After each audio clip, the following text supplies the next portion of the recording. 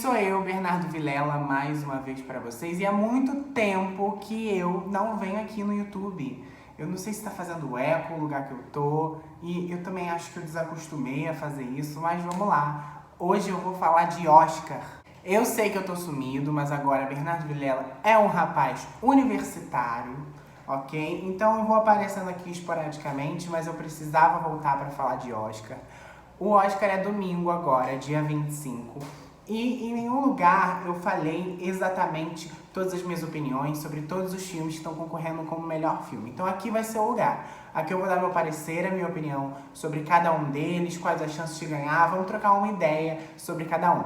Antes de começar, eu só queria dizer que, infelizmente, o Oscar de 2021 foi muito prejudicado pela pandemia. Não só a premiação, que vai ocorrer de maneira virtual, eu acho que não vão ter muitos convidados, de fato, mas os próprios filmes concorrentes. Esse ano eu achei que a qualidade dos filmes tá um pouco mais fraca. Não a qualidade, os filmes são muito bons, mas eu acho que poderiam ter ter indicado outros filmes. Alguns nem puderam concorrer porque não foram lançados a tempo, enfim, mas espero que do ano que vem já esteja na qualidade do Oscar que a gente conhece de fato. Mas tá valendo a pena, tem filmes muito bons.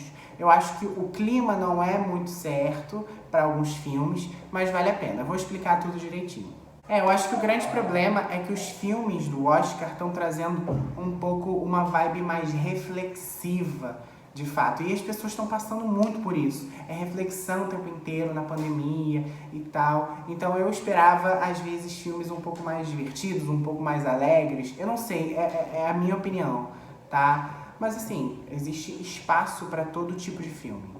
Mas sem mais delongas, vamos começar. O primeiro que eu vou falar vai ser O Som do Silêncio, que está disponível na Amazon Prime. O filme ele vai contar a história de Ruben, que é um cara que ele tem uma banda de rock junto com a namorada, e eles vivem num trailer e tal, só que a audição dele, ele sendo baterista, acaba se degradando ao longo do tempo. Então ele vai perdendo essa audição, só que é muito caro para ele pagar um implante. E aí a namorada dele convence ele a ir para uma rede de surdos, uma rede de apoio de deficientes auditivos. E a partir daí o filme vai se desenrolando, não quero dar spoiler. Mas o filme é um dos meus favoritos. Eu acho que os pontos legais de se falar desse filme são principalmente as atuações, a atuação do protagonista, que está concorrendo como melhor ator, tá maravilhosa. Ele consegue transmitir com o olhar, com essa coisa de ser mais internalizado, os sentimentos internalizados do personagem, sabe, uma angústia, uma frustração. Então tá excelente. Ele conseguiu ter um olhar muito ímpar, assim, em relação ao que o personagem estava sentindo, ao que ele queria passar, de fato, assim. E o final diz muito sobre isso. Só que o final também tem um complemento que pra mim é a melhor parte do filme. O espectador consegue sentir ao menos um pouco do que ele está sentindo. Então a mixagem de som, o design de som do filme está muito bom. Você consegue ouvir, ou aliás, não ouvir o que ele está ouvindo. Assim, o som, ele transmite o que o cara tá ouvindo, o que ele não tá ouvindo. Em alguns momentos, o espectador também fica sem entender, porque alguns personagens falam em linguagem de sinais, em libras, então você não entende, assim como o personagem que tá aprendendo a lidar com as libras. Então é muito legal essa parte do filme, assim. O filme é muito bem pensado, um roteiro muito bem escrito, e o final tem uma mistura tanto da atuação quanto do som, ele diz muita coisa, então é um final muito impactante, eu gostei muito disso. Eu acho sim que O Som do Silêncio pode ter chance de ganhar alguma coisa. O ator ele pode ganhar com melhor atuação, apesar de existir o Chadwick Boseman, que tá maravilhoso. Eu acho que o prêmio vai ser dele, mas o ator tem sim grandes chances de ganhar com uma atuação. E o filme ele pode sim ganhar como melhor filme, eu acredito, mas eu não acho que seja esse o principal. Eu vou falar qual que eu acho que é o principal depois. O segundo filme que está concorrendo como melhor filme é Mank. Ele está disponível na Netflix, é um original Netflix, e foi dirigido pelo David Fincher. David Fincher fez Seven, ele fez Zodíaco, enfim, ele fez vários filmes. E Mank é mais um deles, e assim, Oscar bait, é tipo assim, feito para o Oscar, sabe?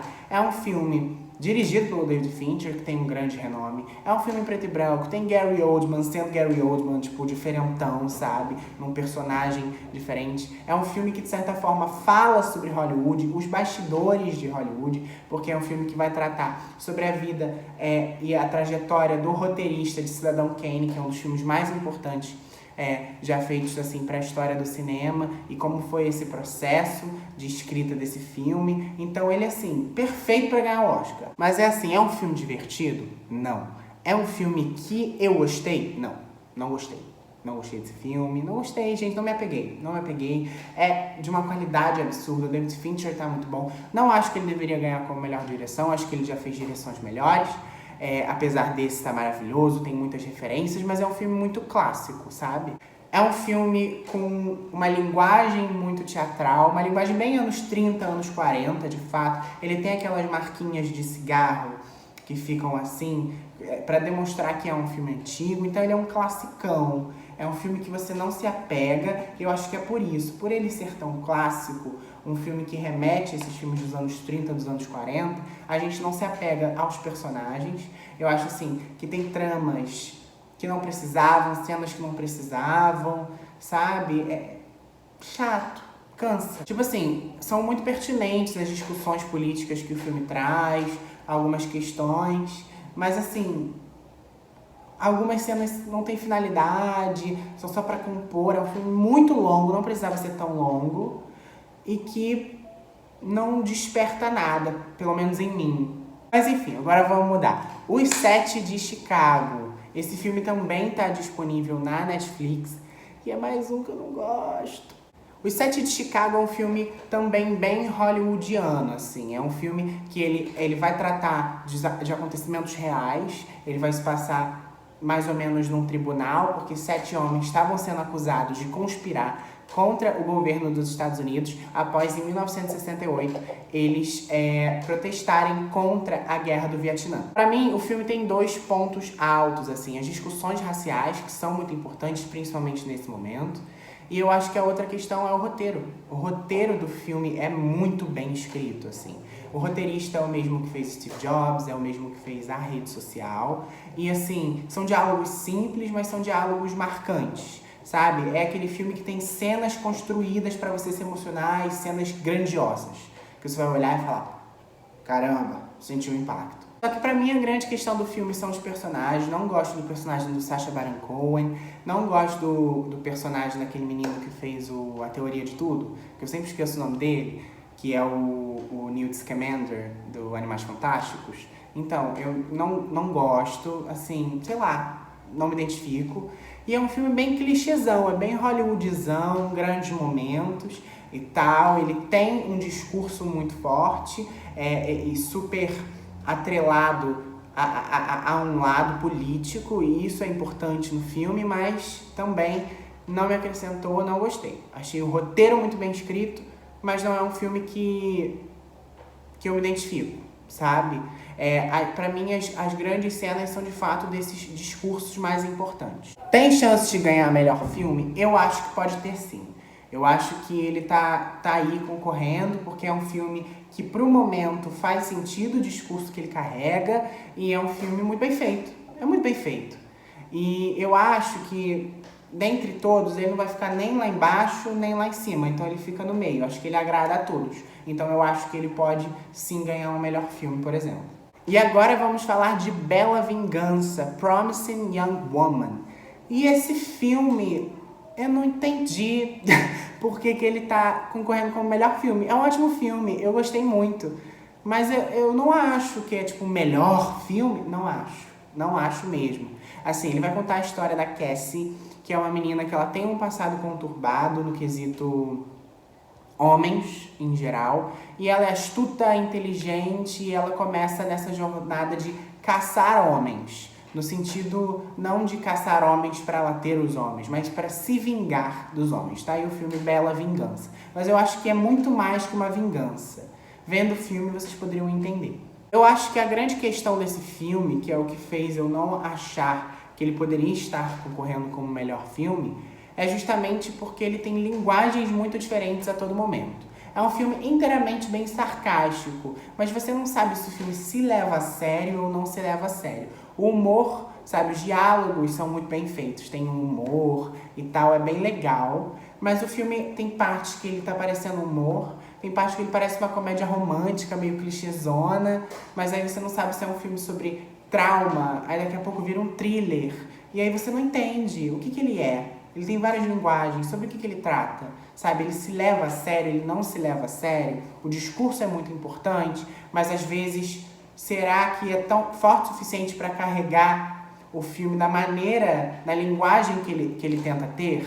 Então, ficam esses questionamentos. Não diria que é um filme real, mas os diálogos, pra mim, me pegaram, assim, eu achei muito legal, eu me peguei rindo a beça. Eu gosto da personagem, uma personagem que cativa, sabe? Ao mesmo tempo que ela é muito bem humorada, ela não é bem uma protagonista correta, ela é meio vilã, mas ela não é, porque existe uma causa ali. Então, você gosta da personagem, mas até onde ela pode ir? Você não sabe.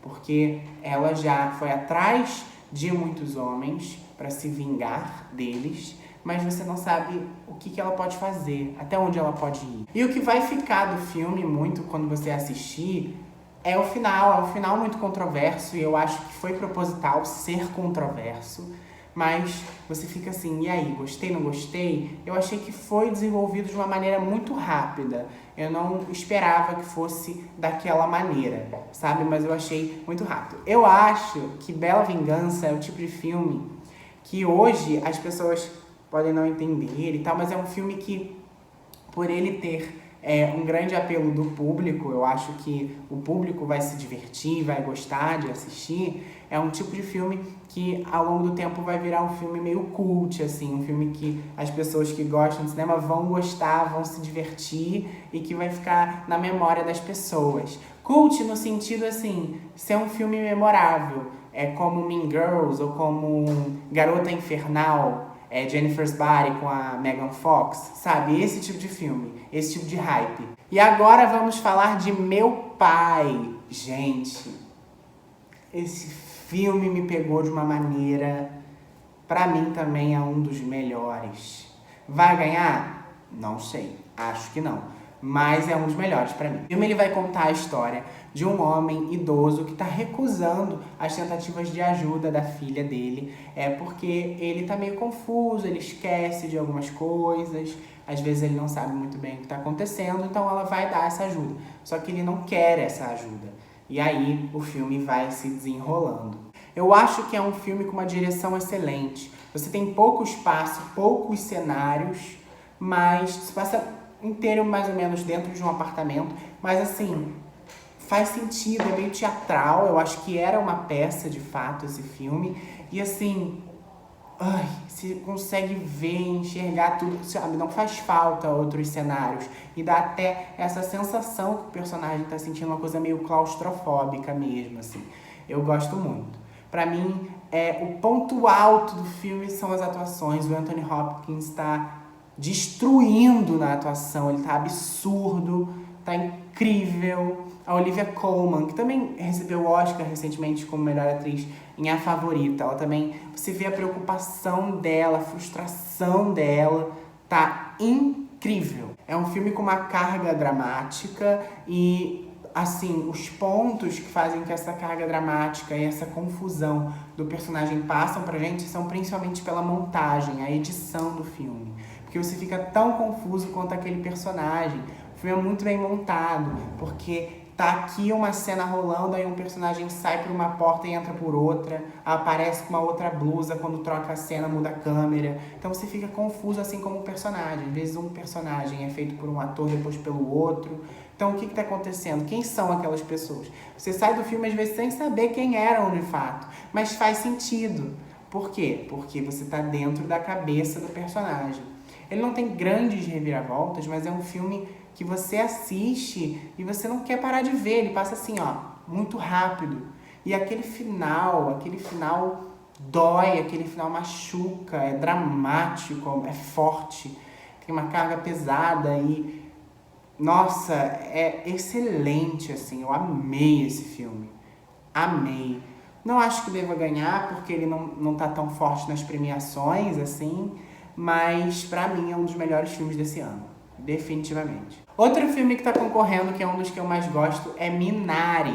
Minari vai contar a vida de imigrantes coreanos nos Estados Unidos nos anos 80, que estão tentando viver da agricultura no interior do próprio país, dos Estados Unidos. O filme é muito verdadeiro, é um filme humano, é um filme que traz amor, traz aquele coraçãozinho quentinho, sabe? Você fica com um coração quente, dá aquele calorzinho. É um tipo de filme pra você ver no final da tarde e você se emocionar. É um filme muito legal, ele traz essa vibe família, que ao mesmo tempo tem as discussões e sabe, as pessoas se irritam, mas no fundo todas se amam e todas querem o bem e querem, sabe, viver juntas, cooperar juntas. As atuações estão maravilhosas e, assim, pra mim a melhor parte é como o filme ele tem esse olhar infantil, um olhar até engraçado e diferente, porque pra mim o grande protagonista do filme é o garotinho, é o menininho da família, e você vê muito como ele enxerga as coisas. Uma criança que não sabe de tudo, mas que consegue perceber tudo que tá rolando em volta dele. Tem diálogos muito importantes, ele tem críticas muito importantes, principalmente em relação à xenofobia, como é a cultura daquele lugar que eles estão e como eles tentam resgatar a cultura deles da Coreia pra lá, sabe? Você vê um garotinho decepcionado com a avó porque ela não corresponde ao estereótipo americano do que seria uma avó e ela é totalmente diferente, trazendo a cultura dela da Coreia. Então tem muito isso e é muito legal de se assistir. Mais um filme que está concorrendo é Judas e o Messias Negro. Esse filme também é um filme muito forte e ele vai falar, é uma história real, a história de um homem negro coagido pelo FBI que se infiltra dentro do grupo de resistência, né, Panteras Negras, para poder passar as informações pro FBI. O filme ele vai trazer o dilema desse personagem, porque ele é negro, ele compactua com algumas ideias dos Panteras Negras, não todas, mas ele tá ali, ele tá vendo o que acontece, mas ele tá, na verdade, do outro lado, do lado dos porcos, como eles falam. Então, você entra nesse dilema do personagem. Mas pra mim, ele não é o protagonista. Pra mim, o protagonista é o Daniel Kaluuya, que faz o líder, o presidente dos Panteras Negras em Illinois, que é onde passa o filme. E assim, ele pra mim é o protagonista. Pra mim, não tinha nem que estar concorrendo como ator coadjuvante. Pra mim, tinha que ser como ator principal. Mas ele vai levar como ator coadjuvante, eu acho. Que ele leva, com certeza. Tá forte, tá impactante. Ele tem cenas, às vezes, até um pouco mais gráficas. Umas cenas de confronto entre a polícia, entre os negros, enfim, de maneira muito real, assim. E é uma coisa que te choca, que te, sabe, que afeta e como a vida deles, as relações que eles vão criando ali, fazem sentido para aquele contexto, assim, é bem legal. Os personagens, eles são muito tridimensionais, assim, eles não são uma coisa ou outra, não, eles são muito bem feitos, assim.